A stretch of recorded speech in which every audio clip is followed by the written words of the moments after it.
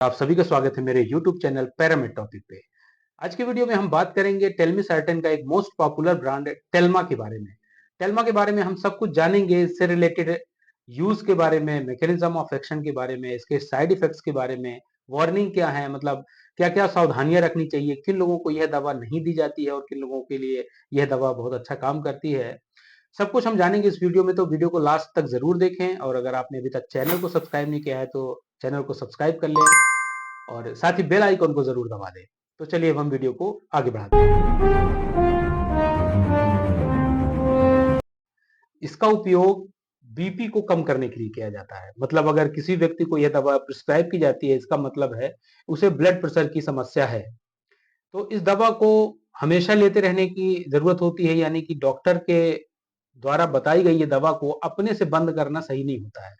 इस दवा को लेने के बाद बीपी तुरंत नॉर्मल होता है, लेकिन इसका मतलब ये नहीं है कि ये दवा आप बंद कर दें। तो पहली चीज तो यही है कि ये डॉक्टर के प्रिस्क्रिप्शन पर दी जाने वाली दवा है और डॉक्टर ही इसका डोज डिसाइड करते हैं और डॉक्टर के द्वारा बताए जाने पर ही इसका डोज भी एडजस्टमेंट किया जाता है कि कौन सा डोज आपको चलेगा।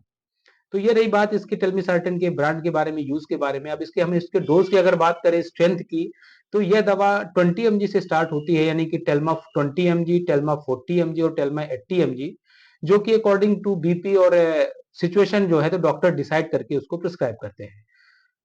तो अब आगे बात करते हैं हम कि ये दवा कैसे काम करती है, यानी कि हम मैकेनिज्म ऑफ एक्शन के बारे में बात करते हैं।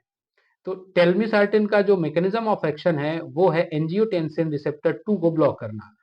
ये इस जगह पर काम करती है दवा, जिसके कारण एंजियोटेंसिन रिसेप्टर जो पाथवे होता है उसके आगे का जो प्रोसेस होता है, तो ये क्या करता है कि ये दो जगह पर काम करती है। एक तो हार्मोन निकालता है एल्डोस्टेरोन, दूसरा ये ब्लड वेसल पर काम करती है। ब्लड वेसल्स को ये क्या करती है, कॉन्स्ट्रिक्ट कर देती है, यानी कि जब भी सोडियम की कमी होती है या हाइपोवॉल्यूमिया होता है, यानी कि ब्लड वॉल्यूम कम हो जाता है, तो उस केसेस में क्या जरूरत होती है, बॉडी खुद को संभाल ले, यानी कि बीपी कम ना होने पाए, इसलिए बीपी बढ़ाने का काम खुद ये जो है किडनी और हमारे लंग्स और हमारे लीवर का जो तीनों का एक कॉम्बिनेशन होता है, इन तीनों से ही हार्मोन निकलते हैं, एंजाइम निकलते हैं, तो उसी में ये एंजियोटेंसिन रिसेप्टर 2 होता है।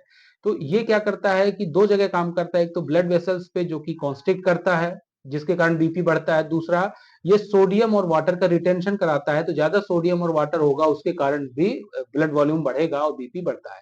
तो ये जो पाथवे है इसको अगर बंद कर दिया जाए तो सीधी सी बात है कि ये बीपी बढ़ेगा नहीं, यानी कि पहला तो जो ब्लड कॉन्स्ट्रिक्शन हो रहा था ब्लड वेसल्स का, तो ब्लड वेसल्स का कॉन्स्ट्रिक्शन होने की जगह ब्लड वेसल का डायलेशन हो जाएगा, दूसरा सोडियम और वाटर का जो रिटेंशन हो रहा था वो स्टॉप हो जाएगा, तो उसके कारण बीपी अपने आप लो होने लग जाएगा।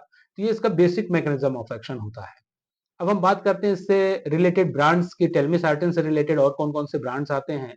तो इसमें जो पॉपुलर ब्रांड है वो टेल्मा है, इसके बाद टेलिस्टा है, टेल्मिकाइंड है, टेलवॉस है, टी10 है, टेल्टास है, टेल्मिसार है, जीटेल है, टेल्गो है। बहुत सारे ऐसे ब्रांड हैं जिनमें टेल्मिसर्टन रहता है और उनका सेम यही वर्क होता है।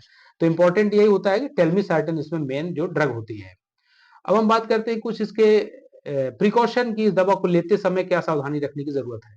पहली चीज तो जो लोग शराब पीते हैं, यानी कि एल्कोहलिक हैं, वो इस दवा को लेने के साथ में अल्कोहल का यूज ना करें, क्योंकि दोनों को साथ में लेने से बीपी सडनली ज्यादा फॉल हो सकता है, जिसके कारण आपको सडनली चक्कर आ सकता है, तो कुछ भी दुर्घटना घट सकती है। स्पेशली अगर आप ड्राइव करते हैं तो दवा लेने के बाद अगर चक्कर जैसा महसूस होता है तो इस दवा को लेने के बाद ड्राइव ना करें। स्पेशली ये सिचुएशन आती है कई मरीजों में शुरुआत में जब दवा को शुरू किया जाता है। तो हम इसको साइड इफेक्ट्स में इसको समझते हैं कि क्या-क्या इस दवा को लेने के बाद साइड इफेक्ट्स होते हैं।